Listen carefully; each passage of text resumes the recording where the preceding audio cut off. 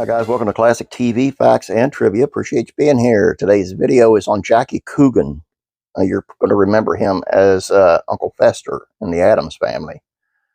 His tragic life, and it was tragic, man, and death of the former child star who later turned it all around and became Uncle Fester. Let's take a look. Jackie Coogan was once one of the most popular child stars of early cinema. As an adult, would later star as Uncle Fester in the classic 1960s TV fantasy sitcom, The Addams Family, but he faced countless troubles throughout his entire life and career. He would then die of a heart attack in '84. Coogan's parents, Lillian and John Coogan, were seasoned career vaudevillians who introduced their son to stage audiences when he was just 16 months old. November 1920, a little 6-year-old Coogan was hospitalized with nasal fracture of the skull when an automobile in which he was a passenger became unmanageable and crashed into a tree. All the other passengers escaped with only slight injury. Coogan's injuries were thought of to be life-threatening, but he was treated and released in a few days. After early sound film adaptation of Tom Sawyer and Huckleberry Finn, Coogan's career stalled. And in October of '24, there was demonstrations against his visit to Vienna because some people on the far right, I'm not on the far right, there were some people that believed he was Jewish. I hate that far right stuff. I'm sorry. He was in fact an Irish Catholic descent. In 1935, when he was 21, Coogan lost his father, John Coogan, and his best friend, actor John Duncan, when both were killed in an auto accident in California mountains. Duncan died almost immediately. Coogan Sr., who was at the wheel a few hours afterward at the hospital. Severely injured, Jackie survived, but would later remember the incident as the saddest day of his life. Meanwhile, for most of that same year, he was engaged to young actress Toby Wing, but they ended their relationship and Coogan went into depression, which was further complicated by alcohol abuse after discovering his parents had squandered his childhood fortune.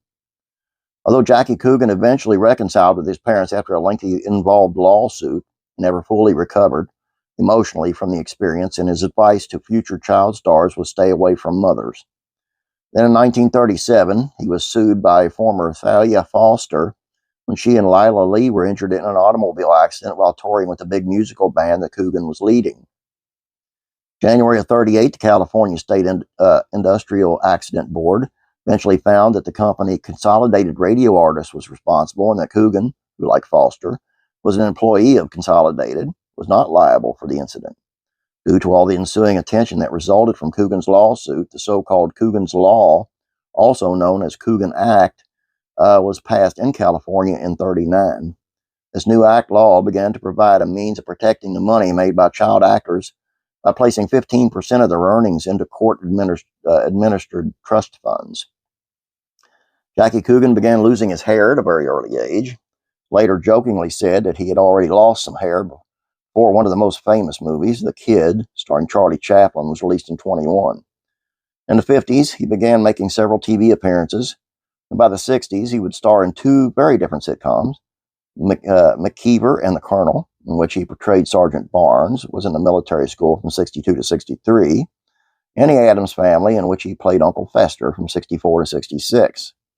After that, he continued to make appearances on television shows such as The Brady Bunch and a handful of movies. It was always considered his 1972 reunion with Charlie Chaplin as his proudest moment. After 2 decades of exile from America, Chaplin returned in March of that year to receive the Handel Medallion in New York City and a special Lifetime Achievement Oscar in Hollywood. Coogan was one of the several people on hand to greet Chaplin when he arrived at the LA International Airport. After greeting the other members of the party with perfunctory handshakes, Chaplin instantly recognized Coogan, who he hadn't seen in decades, and warmly embraced him. In 1980, Coogan retired from acting after making the movie The Escaped Artist. His final screen appearance was in The Fury, which had been filmed in 1979. 4 years later, Coogan died of cardiac arrest. What a sad life. I mean, to go through all that, especially when your parents are stealing from you. Well, I don't know. I had really great parents, so I can't even imagine. I hope you guys enjoyed this. Please don't forget about classic rock and country music facts and trivia. Get on over there. Subscribe.